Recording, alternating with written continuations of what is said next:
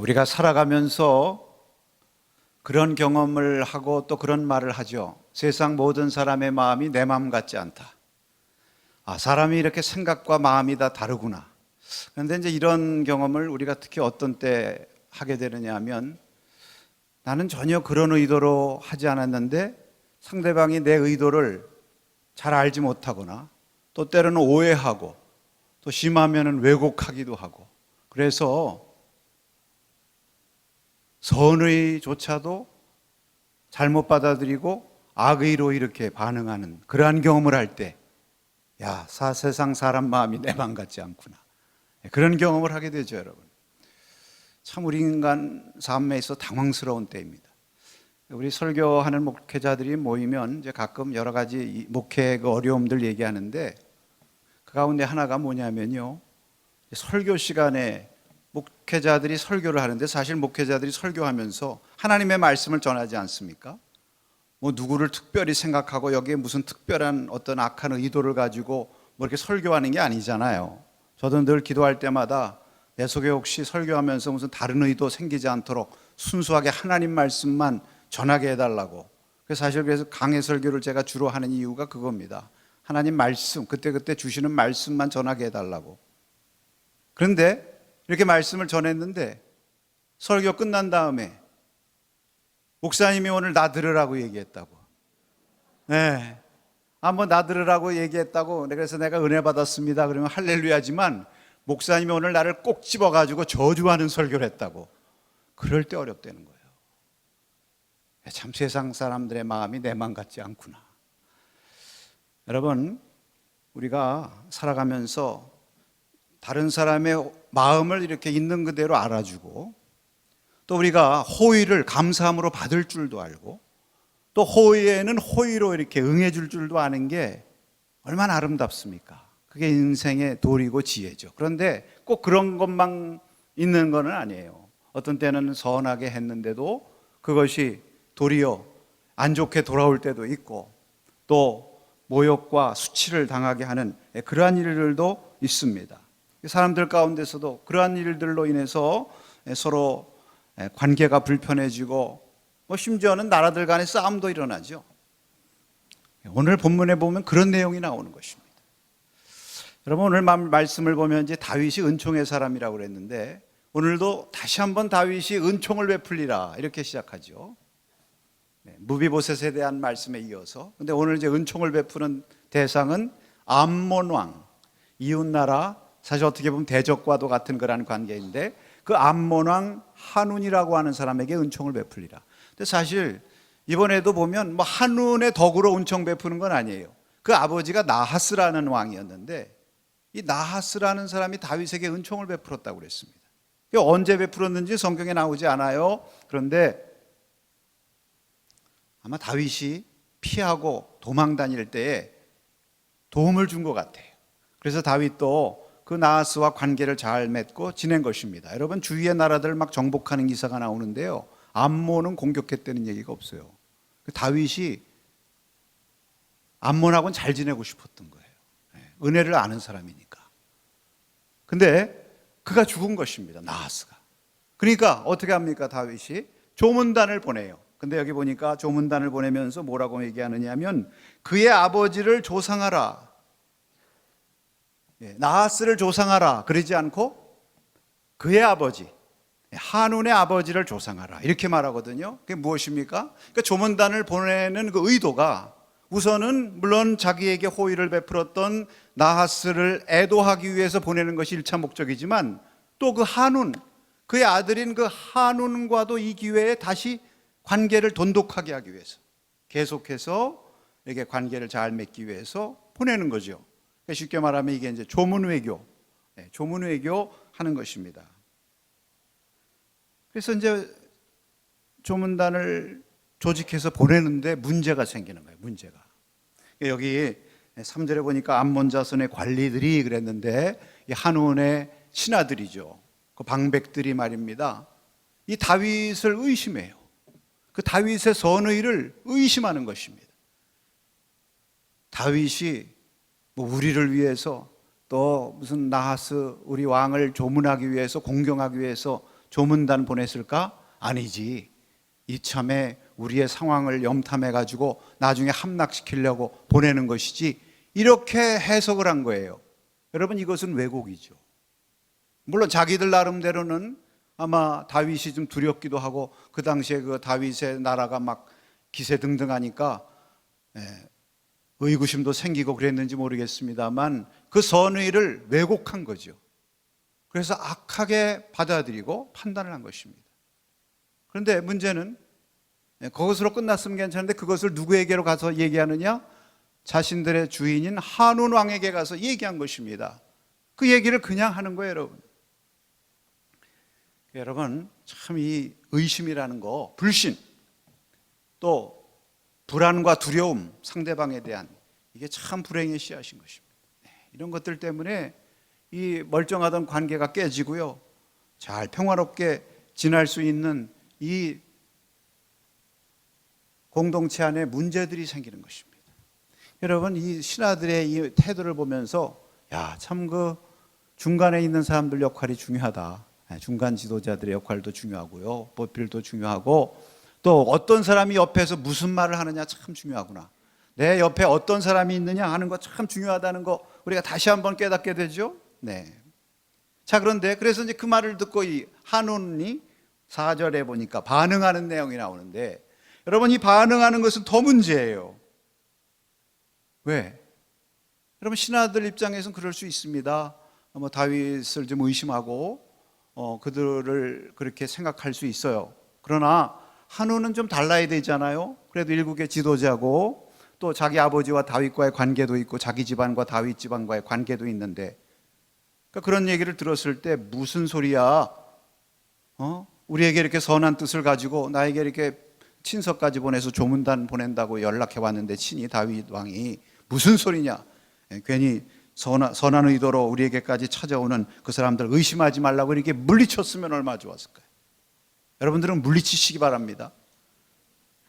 아닌데 의심이 좀 드는데 좋아요. 뭐 의심이 들면, 그러면 정의심이 간다면 어디 한번 확인을 해봐라.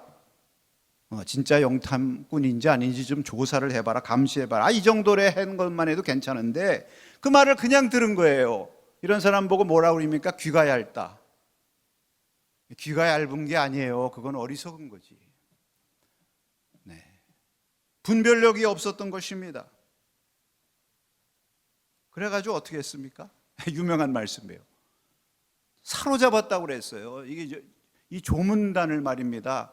여러분, 조문단, 다윗이 이웃나라 지금 국상 아닙니까? 왕이 죽었으니까. 여러분, 어느 나라에서 국상이라 대통령 죽었다 그러면 조문단 보내죠. 웬만하면 직접 대통령이 가고, 만약에 대통령이 안 간다 그러면 누구 보냅니까? 뭐 그냥 아무 지나가는 사람 보냅니까? 국무총리, 장관, 이런 사람들 보내잖아요. 그래서 지금 다윗도 분명히 그런 고위층들 보냈을 텐데, 이 사람들을 염탐꾼이라고 해서 체포를 해가지고 말입니다. 성경에 보니까 수염의 절반을 깎았다. 여러분, 그 당시에서 수염이라는 건 명예와 권위의 상징이에요. 요즘에는 뭐 수염 별로 기르지도 않고, 물론 요즘에도 정통 유대인들 수염 길러요. 그게 이 명예와 권위의 상징, 그 전통이 아직 있는 거죠. 그걸 절반을 깎았다. 보니까 수염이 너무 기르시네요. 저희가 보기 좋게 한 절반 정도의 사이즈로 잘 다듬어 드릴게요. 그겁니까? 아니잖아요. 여러분, 과거 그 독재 정권 시절에, 그 권위주의 시절에 말입니다, 장발단속해서, 장발단속. 저도 대학생 시절에 그거 기억납니다. 어떻게 머리는 그렇게 길게 깎고 길게 기르고 살았는지. 그 장발단속할 때 붙잡아다가 마음대로, 이거 뭐예요? 이거 바리깡? 이거 가지고 한가운데다 고속도로 내는 거예요. 고속도로. 웃으시는 분들은 그 시절 생각이 나신 거예요. 그겁니다, 여러분. 이게 국무총리 머리 한가운데다가 고속도로를 낸 거예요. 더구나 그 시대 수염은 권위와 명예의 상징인데 정신적인 살인행위죠. 더구나 여기 보니까 의복의 뭐랍니까? 궁중 볼기까지, 중동 볼기까지 잘랐다. 여러분, 이런 표현도 참 재미난 표현인데, 그 당시에는 이제 옷을 이렇게 통으로 짜거든요. 요처럼 속옷이나 뭐 겉옷이 있는 시대도 아닙니다. 통으로 한옷 딱 이렇게 입고 다니는데 그것을 다 잘라가지고 엉덩이가 드러나겠다. 이건 뭐 말할 수 없는 수치와 모욕을 준 거죠. 이건 쉽게 말하면 선전포고한 겁니다. 선전포고. 그렇게까지 선전포고할 일이에요. 사람이 불신을 갖고 두려움을 갖고 말입니다.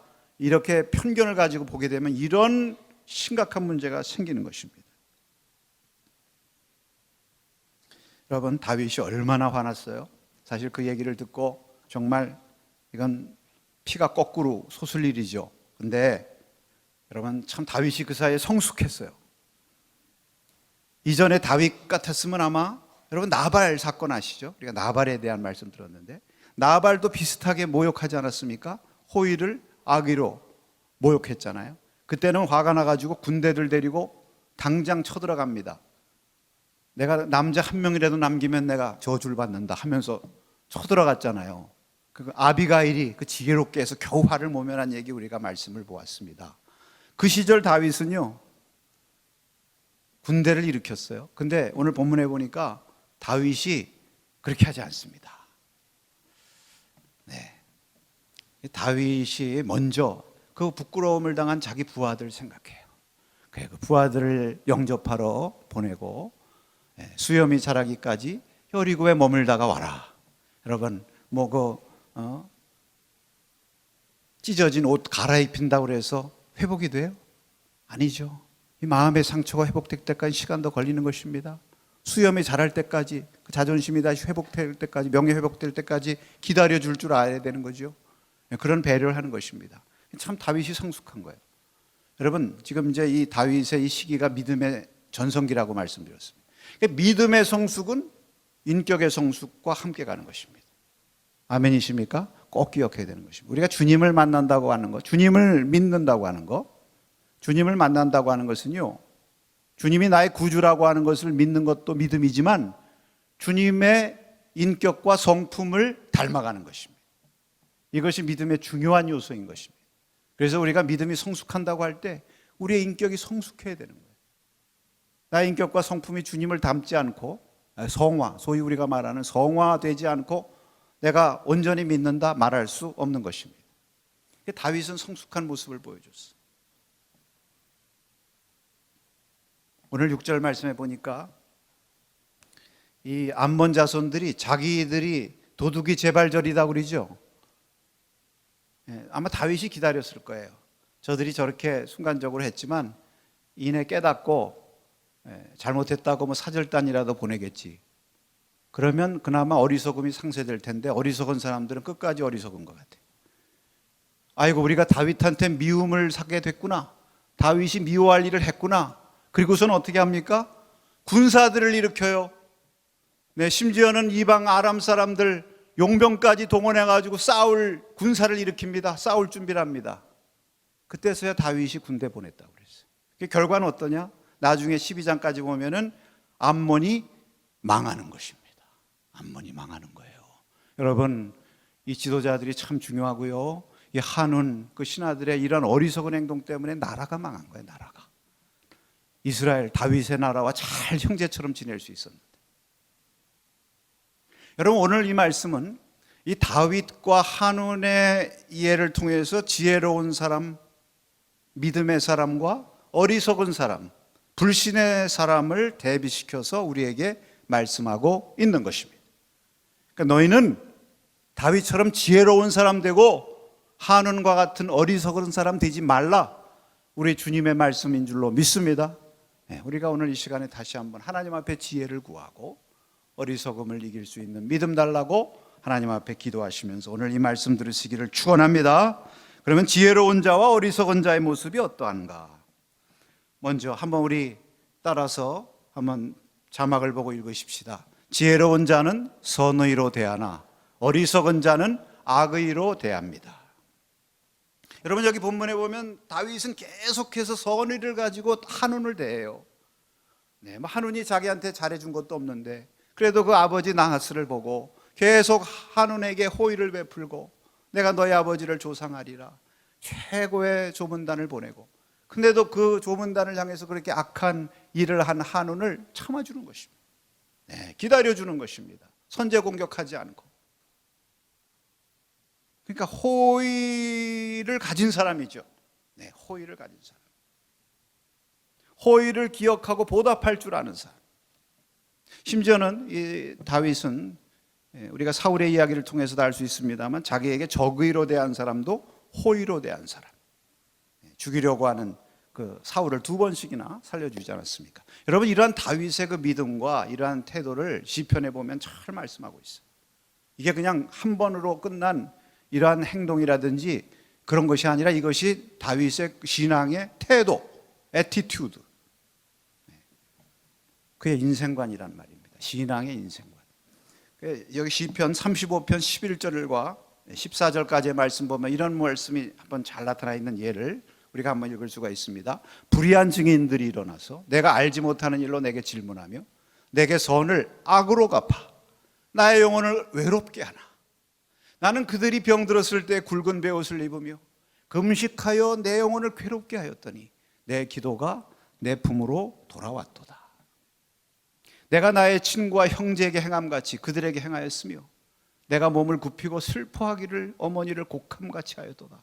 여러분, 이게 다윗의 믿음, 성숙. 불의한 증인들이 말입니다. 억울하게 일어나가지고 다윗에 대해서 막 고발하고 막 거짓 증거하는 거예요. 막 욕하고 모함하고 악의로 대하는 것입니다.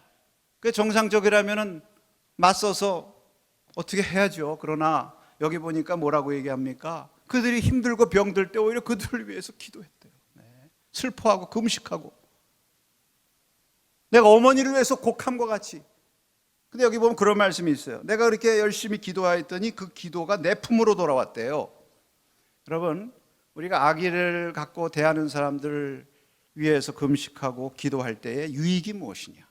그것을 보고 그들이 감동받고 돌아서면은 할렐루야죠. 아멘. 네. 그런데 대개는 그렇지 않을 경우가 많죠. 그러나 그래도 그 기도가 땅에 떨어지지 않는다는 것입니다. 예수님께서 말씀하셨죠. 내가 복음을 전할 때 가서 집에 들어가서 평안을 빌어라. 그 평안을 그들이 받으면 그들이 평안의 복을 받지만 받지 않으면 그 평안이 누구에게로 온다? 내게로 온다. 그러니까 오늘 여기 말씀합니다. 그 기도가 내 품으로 돌아왔다. 그러니까 유익이 된다는 거예요. 할렐루야. 다윗이 이런 믿음이 있었던 사람이 그러니까 선의를 갖고 사는 거죠. 그러니까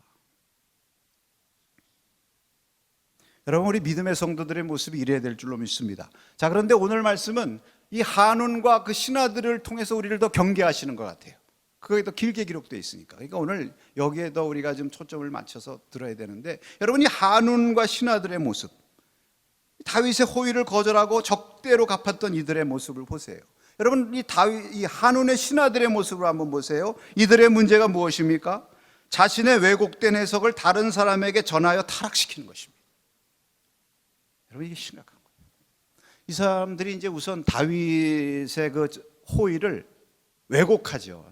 잘못 해석해가지고 적대적으로 온다 이렇게 판단해가지고 그렇게 생각하고 판단한 것입니다. 좋습니다. 뭐 대적의 나라라고 생각하고 의심을 할 수는 있어요. 그런데 문제는 그 의심하고 그렇게 왜곡했으면 자기로 끝나야 되잖아요. 꼭 이 악한 사람들의 특징이 무엇이냐면 이것을 가지고 객관화시키는 것입니다. 보편화시키는 것입니다. 팩트로 만들어가지고 다른 사람에게 전하는 것입니다. 다른 사람도 자기와 똑같은 생각을 갖도록 오염을 시켜버리는 것입니다. 여러분, 이게 아주 우리가 심각하게 들어야 될 말씀인 것입니다. 그래서 자신들과 똑같은 편견과 선입관을 갖게 만드는 것입니다. 그래서 여러분, 이런 것이 이게 평화를 만드는 게 아니라 불화를 만드는 거 아니에요. 그러니까 하나님 나라에 속한 자가 아니라 이것은 마귀에게 속한 행동을 하는 거죠. 여러분, 성경에 보면 마귀의 수법이 꼭 그런 것입니다. 이 창세기의 타락 기사에 보면요, 이제 하나님께서 아담과 하와를 축복하셔서 에덴 동산에서 모든 것을 누리며 살게 하셨습니다. 그러니까 아담과 하와도 하나님에 감사하고 또 하나님이 이제 선악과는 먹지 말라 그러셨는데 아담과 하와가 은혜가 있고 하나님의 은혜에 감사하니까 그래, 하나님이 하지 말라는 것은 다 뜻이 있다. 내가 이해하지 못하고 왜 그런 것까지 금하실까 해도 하나님은 절대적인 선이시기 때문에 하나님이 하시라고 하는 것은 무조건 옳고 선하다. 아멘. 이렇게 된 거예요. 네, 그래서 평안하게 사는데 요 사이를 누가 끼어드는 것입니까? 마귀가 끼어드는 것입니다. 마귀가 끼어들어 가지고는 요거를 갈라놓는 거예요. 왜? 마귀는 하나님이 싫거든요. 하나님이 하는 모든 일들 뭐 이런 것들이 다 마음에 안 들거든요. 그럼 자기가 싫으면 그것으로 끝나야 되는데, 내가 싫은 것처럼 아담과 하와도 싫어야 되는 거예요. 싫게 만드는 거예요. 여러분, 이게 문제인 것입니다. 이게 공동체를 깨트리고 하나님과의 관계를 깨트리고 서로를 깨트리는데, 그러니까 그 사이에 들어와서 살살 얘기해요. 하나님이 너희 보고 왜 선악과 먹지 말라고 하는지 아니? 너희 눈이 밝아져서 하나님과 같이 될까 봐 못 먹게 하는 거야. 이렇게 얘기하는 거예요. 하나님에 대한 의심을 갖게 만들려고, 불만을 갖게 만들려고. 자기만 불만 있으면 그것으로 끝내야지 왜 옆에 있는 사람까지 불만 갖게 해야 직성이 풀려요? 이게 마귀의 마음인 것입니다. 먹으면 죽는다고 그랬는데요, 죽기는 왜 죽어? 못 먹게 하려고 겁주는 거지. 자존심을 살살 건드리는 거죠. 여러분, 자존심 때문에 이게 문제가 많이 생기잖아요. 자존심 네가 만물의 영장인데 자존심도 안 상하니? 너 언제까지 하나님이 하라 하지 말아라 그런 거에 이끌려가지고 살아갈 거야? 이 결국 어떻게 됐어요? 저들이 하나님에 대한 그 만족과 감사가 사라지고 불신이 들어와가지고 불만 갖게 하고 마침내 거역하고, 그래서 관계가 깨지는 것입니다. 타락하게 되는 것입니다. 여러분, 이런 일을 마귀가 하는 거예요. 우리가 참 이런 사람이 옆에 있어서도 안 되고, 또 이런 일을 우리가 따라하지도 말아야죠. 우리 인간 사회 보면은 이런 사람들이 있어요. 내가 누구를 싫어할 수 있습니다. 근데 그것으로 끝나면 괜찮은데, 내가 싫으니까 내 옆에 내가 가까운 사람들, 내 이웃들도 싫어해야 된다. 이래가지고 자꾸 이런 말 저런 말 하는 거예요. 안 좋게, 험담, 부정적인 얘기 자꾸 해가지고. 그게 영향을 받죠. 여러분, 만약에 내가 누구를 오늘 만나러 간다고 하십시다. 내가 누구를 오늘 만나러 가는데 옆에서 어느 분이 와가지고, 목사님, 오늘 아무개 누구 권사님, 집사님 만나러 가시죠? 근데 그 사람이요, 이러한 사람이에요. 전에 이랬더라고요. 그러면 제가 그 만나러 가면서 이게 관계가 제대로 되겠습니까? 소위 그 심리학에서 말하는 라포라고 그러죠. 유대감, 소통, 이게 형성이 돼요? 선입견 가지고 보게 되는 거예요. 왜? 그 얘기 때문에. 물론 뭐 내가 알지 못하는 나쁜 거, 저 사람 사기꾼입니다, 진짜 사기를 쳐가지고 괜히 같이 거래했다간 정말 사기 당하겠다 싶어가지고 미리 막아주면 혹시 모르는데, 그거 아니고 자기가 싫어하고 마음에 안 든다고 그걸 가지고 포장해가지고 옆에 있는 사람까지 그렇게 해서 관계를 망가뜨렸다. 이건 하나님께 속한 자의 모습이 아니죠. 여러분, 한운의 모습은 또 어떻습니까? 한운의 문제가 뭐예요? 한운이 그 얘기를 듣고 아까 말씀드린 것처럼 물리쳤어야 되는데, 관계가 다르잖아요. 다윗과의 관계가, 신하들과의 다윗과의 관계는 신하와 다윗의 관계고, 나 나름대로 다윗과의 관계예요. 여러분, 교회 안에서 권사님 어느 두 분, 이 권사님과 나의 관계는 우리와의 관계예요. 옆에 있는 분과 그분과의 관계는 그분과의 관계예요. 근데 이분이 좋고 나쁨에 따라서 내가 영향받아야 돼요? 다른데 저마다 호불호가 다르고 케미가 다르잖아요. 코드가 다르고 관계가 다르고. 한우는 자기의 가치와 자기 관계를 가지고 다윗과 관계를 맺었어요. 그런데 옆에서 얘기하니까 영향을 받아가지고 들어버렸어요. 오염이 돼버렸어요. 이게 어리석은 거 아닙니까? 여러분, 사람의 호불호가 달라요. 먹는 것도 말입니다. 같은 이불 덮고 자도요, 제가 좋아하는 것과 우리 아내가 좋아하는 게 다르잖아요. 그래서 내가 그렇게 먹고 싶은데 자기 싫다고 안 해줘요? 우리는 해줘요. 여러분, 내가 어떤 정치가를 좋아합니다. 근데 이 사람은 싫어한다. 근데 내가 좋아하는 거 가지고 막 욕해. 왜 내가 싫어하는데 네가 좋아하냐고. 그게 말이 되는 거예요? 아니죠. 여러분, 이런 거 우리가 조심해요. 왜 이런 일들이 나올까? 의심, 불신, 두려움, 경쟁의식, 편견, 이기심, 이런 것들이 있어가지고 결국 나와 너의 관계를 망가뜨리고 하나님과의 관계도 망가뜨리는 것입니다. 잠언 17장에 보니까 누구든지 악으로 선을 갚으면 악이 그 집을 떠나지 아니하리라. 여러분, 우리가 이 한운과 한운의 신하들의 이 모습 속에서 오늘 경계를 삼으시기를 축복합니다. 우리는 하나님께 속한 자들이고 화평을 이루어서 천국을 이루어가는 하나님의 제자들이니까 다윗과 같이 선의로 다른 사람을 대할 수 있는 지혜로운 사람이 되기를 바랍니다. 물론 이 시대가 참 어려운 시대예요. 선의를 선의로 받아들이기가 어려운 시대예요. 너무 불신하고 악해져 가지고 우리 자녀들한테도 그렇게 얘기하지 않습니까? 너 학교에서 돌아오다가 혹시 어떤 아저씨가 친절하게 뭐 주고 따라오라 그러면 절대로 따라가서는 안 된다. 그런 시대를 살고 있으니 참 우리가 이 호의를 받는 것도 쉽지 않습니다만, 그러나 우리 기본적인 자세는 상대방의 마음을 있는 그대로 받아주는 연습을 해야 됩니다. 왜? 내가 하나님의 호의로 은혜로 사는 사람이니까. 할렐루야. 그래서 로마서 12장 17절 18절 말씀에 이렇게 말씀하셨습니다. 아무에게도 악을 악으로 갚지 말고 모든 사람 앞에서 선한 일을 도모하라. 할 수 있거든 너희로서는 모든 사람과 더불어 화목하라. 할렐루야. 그 다음에 두 번째로 화면을 보면서 따라합니다. 지혜로운 자는 배려하고 어리석은 자는 경거망동합니다.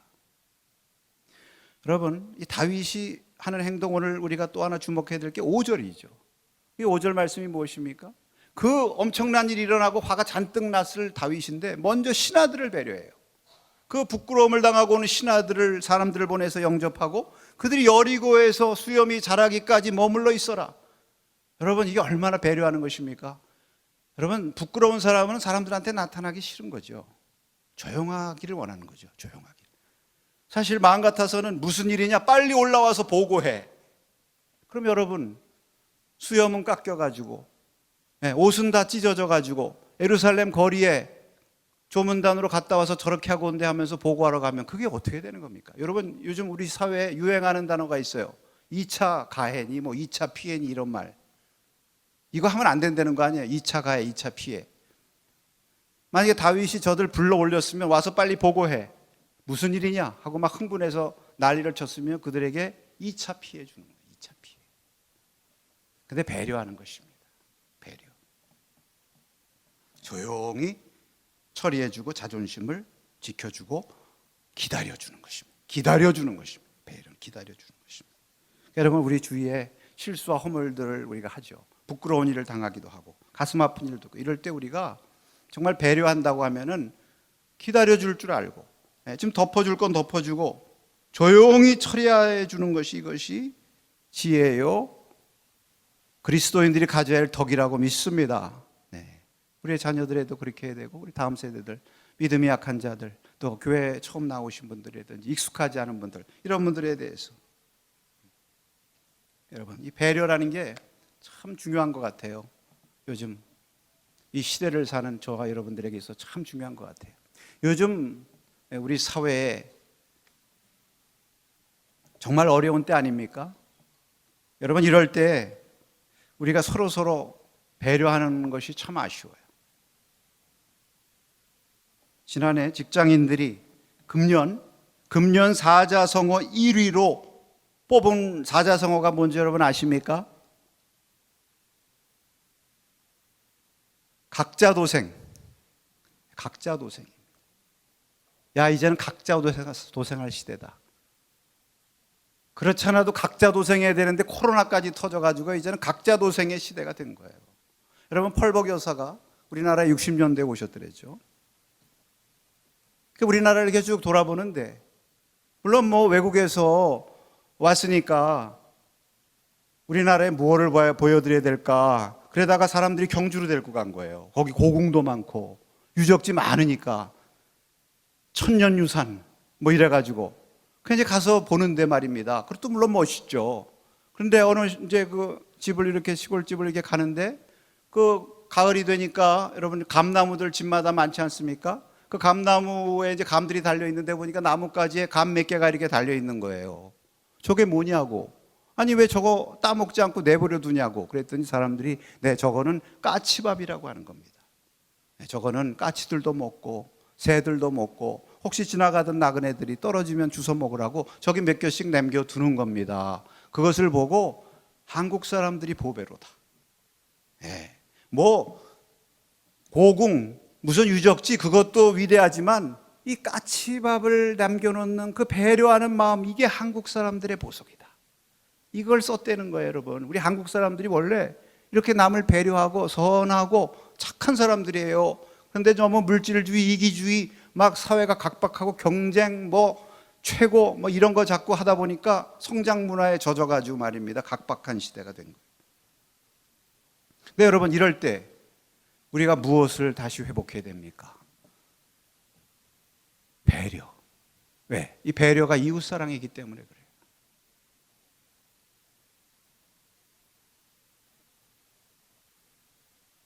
나보다 남을 낫게 여기라. 각각 자기의 일만 돌아볼 뿐 아니라 다른 사람을 돌아볼 줄 알아 그리스도의 마음을 회복하라. 사도 바울께서 빌립보서에 말씀하시지 않았습니까? 김진두 목사님이 웨슬리의 횡복론이라고 하는 책을 쓰셨어요. 그래서 보내와서 제가 읽어보았는데 그 가운데 웨슬리 목사님이 하신 많은 은혜로운 말씀 가운데 특별히 사랑에 대한 말씀을 하신 것이 참 제 마음을 터치하는 은혜를 받았습니다. 그분이 그렇게 말씀해요. 믿음, 참된 믿음이라는 것은 무엇이냐? 정통 믿음이라는 것은 무엇이냐? 우리가 정통 많이 얘기하잖아요. 오토독시, 정통주의. 우리가 정통 믿음 하면 정통교리. 뭐 예를 들면 무슨 뭐 삼위일체 부정하면 다 이단이다. 이 교리적인 거, 오토독시.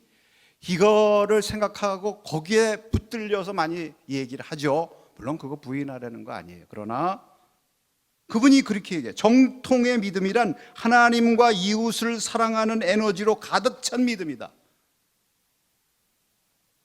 이 한 센텐스를 기억하시기 바랍니다. 오토독시도 중요하지만 오토프락시스.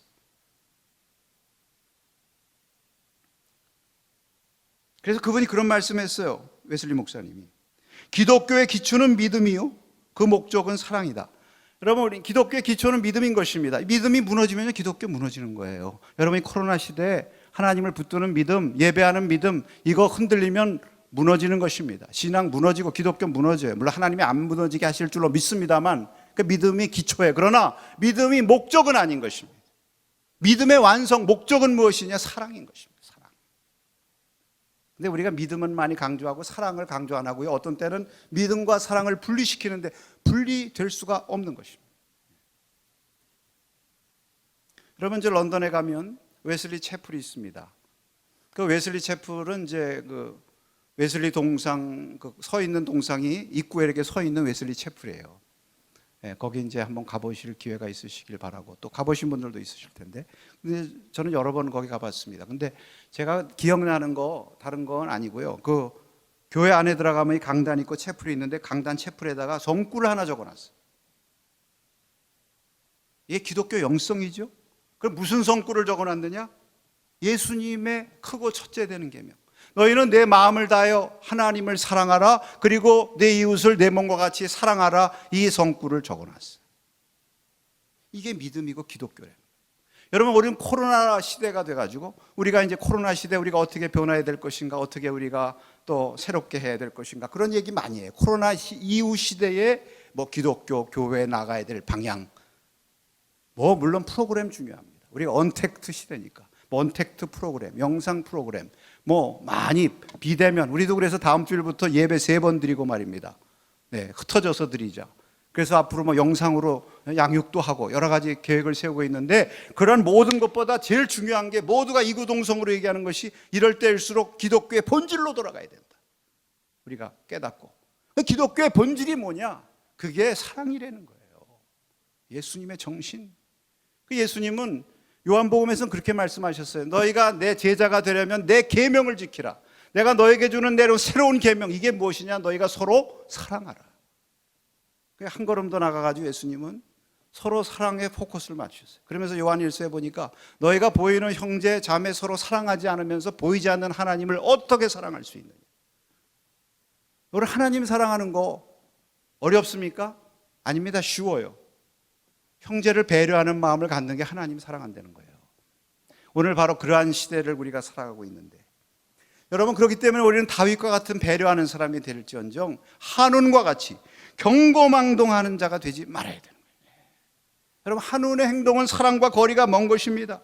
여러분, 이 행동은 남을 생각하거나 배려함이 없이 경고망동하는 거예요. 무개념. 아무리 옆에서 신하들이 이간질하고 떠들어도 자기가 사려 깊게 분별하고 자기는 배려하는 마음을 가져야 그게 나지. 나 왕이고, 네, 그리스도인이고 하나님의 자녀고, 그렇지 않겠습니까? 사랑하는 여러분, 오늘 그래서 우리가 기억해야 될 단어는 두 가지입니다. 따라하십시다. 선의, 배려. 아멘. 그럼 그 반대는 뭐예요? 악의. 악은 모양이라도 버리라고 그랬어요. 우리 속에 악한 이런 마음이 생기는 거 예수님의 이름으로 물리치시기 바랍니다. 그거 우리로 들어와서 오염시키지 않도록 우리를 지켜야 돼요. 하나님 보고 나 지켜달라고만 기도할 게 아니라 나도 나를 지켜야지. 또 배려, 그 반대가 뭐예요? 무개념. 요새 그런 얘기도 하잖아요. 문외의 사람, 문외. 네. 경솔함. 그래서 주여, 오늘 우리가 하나님 앞에 기도할 때 주여, 우리가 다윗과 같은 지혜로운 사람 되기를 원합니다. 지혜를 구하는 저에게 지혜를 주셔서 선의로 살게 하시고 배려하는 마음으로 살게 하옵소서. 오늘 저와 여러분의 기도가 되시기를 축원합니다.